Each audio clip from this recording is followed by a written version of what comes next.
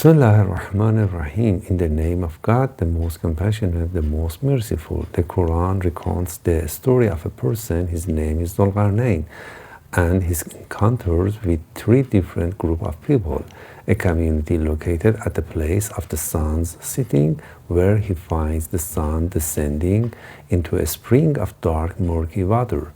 A second community at the place of sun's rising, and a third group living between two barriers.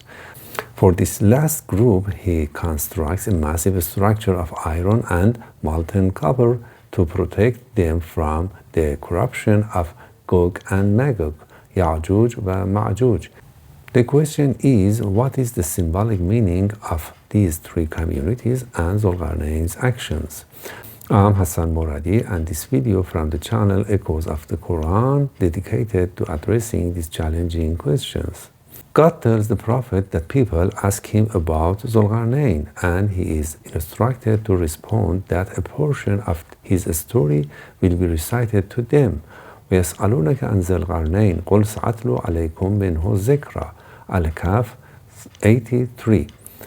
The first question concerns the meaning of the term al-Qarnayn. The Quran uses the root qarn in various forms. In many verses, qarn and qurun refers to generation or people. In other places, qarin or qurana means companion. Elsewhere, muqarranin or muqranin refers to those who are bound or restrained. Considering this usage, the most fitting interpretation in this context is the one who possesses two groups or two generations. The Quran describes Zulqarnayn as someone firmly established on earth and endowed with access to all necessary means. إِنَّا مَكَّنَّا لَهُ فِي الْأَرْضِ وَآتَيْنَاهُ مِنْ كُلِّ شَيْءٍ سَبَبًا. al-Kahf 84. In Quranic usage, establishment on earth often signifies possession of power and resources. The term asbab refers to pathways or instruments that leads to a goal. In the story of Zulqarnayn, the word appears 3 times with this meaning. By following this means, that is, by taking specific paths, he reaches 3 distinct locations. His first journey brings him to a place of the sun's setting, where he finds it sitting in a spring of dark, muddy water. In 3 Quranic verses, this black mud, hama masnoon, is described as the substance from which the human body was originally formed. وَلَقَدْ خَلَقْنَا الْإِنسَانَ مِنْ صَلْصَالٍ مِنْ حَمَإٍ مَسْنُونٍ. Al-Hijr 26, 28, and 33.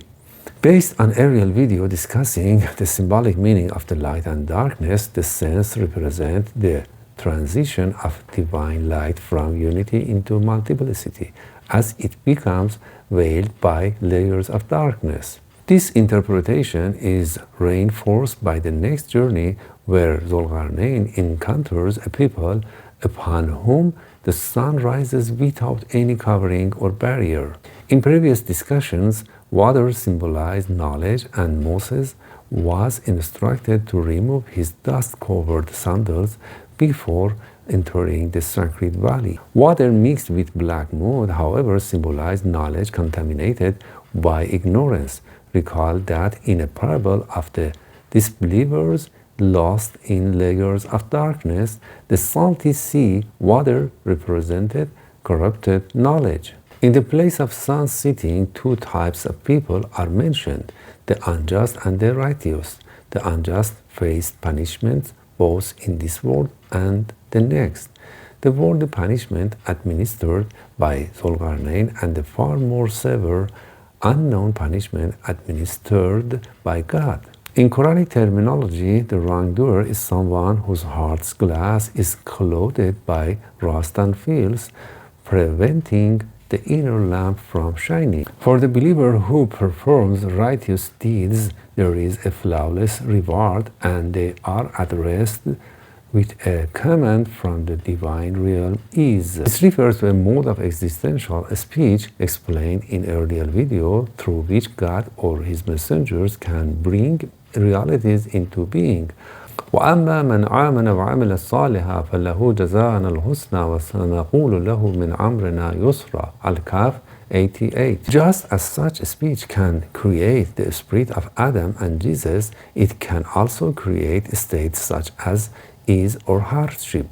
Thus, when God wills hardship for someone, He simply says, be in hardship, and that state manifests in their worldly or otherworldly life. By analogy, Zulqarnain's statement to unjust, placing them in usr, difficulty, and to righteous, placing them in yusr, is an existential decree.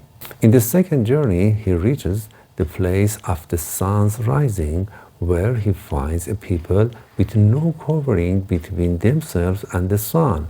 حتى إذا بلغ مطلع الشمس وجدها تطلع على قوم لم نجعل لهم من دونها سترا. Al-Kahf 19. Symbolically, these are individuals whose knowledge is not tainted by ignorance. Their hearts are transparent vessels through which divine light passes unobstructed. Unlike the believers in the West who still experience some degrees of veiling, these people stand in pure illumination. Notably, Zulqarnain neither speaks to them nor intervenes in their affairs. Immediately afterward, God reminds the reader that He fully encompasses Zulqarnain's inner state. وَكَذَلِكَ وَقَدْ أَحَطْنَا بِمَا لَدَيْهِ خُبْرًا. Al-Kahf 91. This prevents the misconception that a human being can act independently of divine permission. The plural verb used by Zulqarnain, we punish, we say, reinforce this point. He acts as an agent within a large divine order. In the third journey, he reaches a region between two barriers inhabited by people who could hardly understand speech. حتى إذا بلغ بين السدين وجد من دونهما قوما لا يكادون يفقهون قولا. Al-Kahf 93. Deep understanding, fiqh, is in Quranic language a function of the heart. When the heart is covered by rust or stains, its capacity for comprehension diminishes. In the case of the inhabitants of hell, this capacity reaches zero. They neither see nor hear meaningfully. They fall below the level of animals, and the Quran attributes this to heedlessness. Their hearts are sealed, preventing the entry of any light or knowledge. When the Quran speaks of divine unity in actions, asserting that both good and evil ultimately come from God, it adds that a few people truly grasp this truth. Such individuals perceive multiple independent sources of good and evil and countless distinctions in the sensory and imaginative realms. These layers of multiplicity obscure the divine unity that underlies all existence. Elsewhere, the Quran states that heedless people are surrounded by two barriers, one in front and one behind, preventing them from seeing. The rear barrier blocks awareness of the primordial unity of creation. The front barrier blocks awareness of the final return to God. The story of Zulqarnain mirrors this dual abstraction. One barrier may be attributed to the imaginative faculty and the other to the sensory faculties. Sensory perception divides reality because of its limitations. We see wood and metal as fundamentally different because we cannot perceive the atomic particle. Sensory perception divides reality because of its limitations. We see wood and metal as fundamentally different because we cannot perceive the atomic particles that constitute both.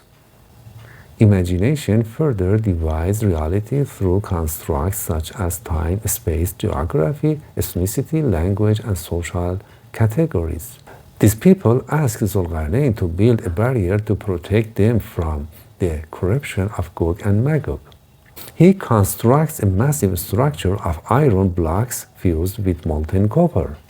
The Quran states that God sent down iron along with the book and balance, containing both great strength and benefits for humanity. Thus, alongside the light of revelation, humans requires a measure for evaluating their actions and a form of power to restrain forces that hinder spiritual growth. The barrier symbolizes protection against the two primal forces of desire and aversion, the roots of corruption. Linguistically, the names Gog and Magog can be linked to notions of surging and agitation, suggesting raw, unrestrained impulses. al-Qarnayn declares that this barrier is a mercy from his Lord. Without protection from constant assault of desire and aversion, a person cannot experience peace. Iron symbolizes strength and fear, while copper suggests impermeability. The people themselves must blow with their own strength to hit the iron, indicate that spiritual protection requires human effort alongside divine guidance. This mercy lasts until the promise of my Lord comes to pass, at which point the barrier will be leveled to the ground. قال هذا رحمة من ربي وإذا جاء وعد ربي جعله دكا وكان وعد ربي حقا. The Quran describes the flattening of mountains and the earth on the day of resurrection. When Moses asked to see God, the mountain collapsed under divine manifestation and Moses fell unconscious. The destructions of al-Qarnayn's barrier similarly symbolize the dissolution of multiplicity and unveiling of unity. In its broadest sense, resurrection, Qiyamah, is the movement from multiplicity to unity. The divine light, previously hidden behind veils of plurality, becomes manifest. The Quran describes this transition as the crushing of mountains and the gathering of all beings. On that day, the people, once confined between the two barriers, and Gog and Magog, will surge like waves into one another, and the trumpet will be blown, gathering them all together. وتركنا بعضهم يومئذ يموج في بعض ونفخ في الصور فجمعناهم جمعا. al-Kahf 99. Gog and Magog will descend rapidly from every elevation, just as they did rise swiftly from their graves. The difference is symbolic. Gog and Magog descends from the heights of desire and aversion, while they did rise from the depths of bodily existence. Both movements represent the dissolution of individuality and emergence of the creative divine light behind all multiplicity. Those who have already traversed this path from multiplicity to unity during their earthly lives will not experience the terror or unconsciousness associated with the blowing of the trumpet. Perhaps faith and righteous actions will place us among them, God willing. Thank you for being here.